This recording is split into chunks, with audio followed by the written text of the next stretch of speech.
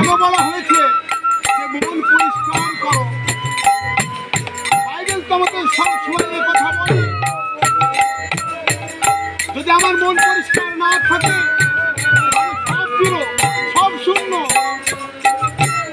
তাই প্রিয়জনেরা, আমি গানগুলো কেন অনুসরণ করছি জানেন? যেন আপনাদের হৃদয় মন্দির একটু বাজে, যেন আপনাদের আমি কিন্তু ওই লিখিত পালা গাইতে পারতাম, আমি কিন্তু আমার লিপিবদ্ধ খাতায় থেকে গাইতে পারতাম, কিন্তু আমি চিন্তা করেছি আমাদের সবাই জাগতিক নিয়ে আসছে, তাই জাগতিক কিছু কথা যেন আমরা বলি।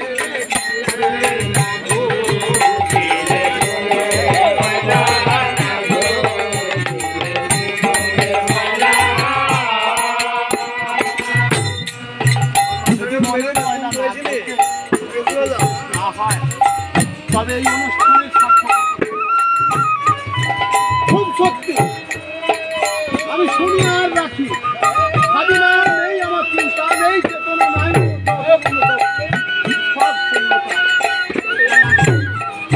আজ এখান থেকে একটু সময় ব্যয় করি, আজকে 24 ঘন্টার কিছু সময় যেন প্রতিজ্ঞাবদ্ধ হয় আগামী যে ঈশ্বর যদি আমাকে মনে রাখবেন, রাত্রিতে শোবেন, যদি আপনার জীবনে ঘুম ভাঙে তবে হবে সকাল, আর যদি ঘুম না ভাঙে তবে আপনার বেড়ে আসবে।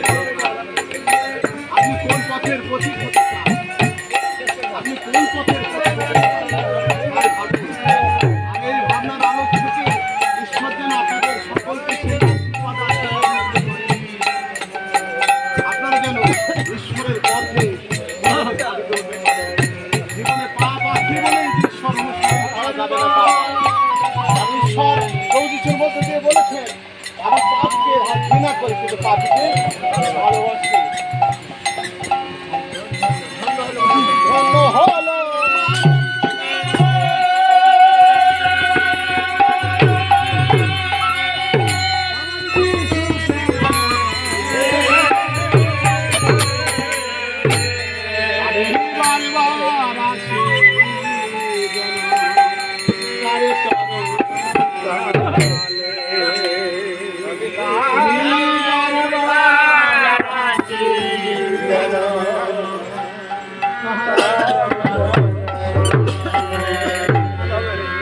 ধন্য হলো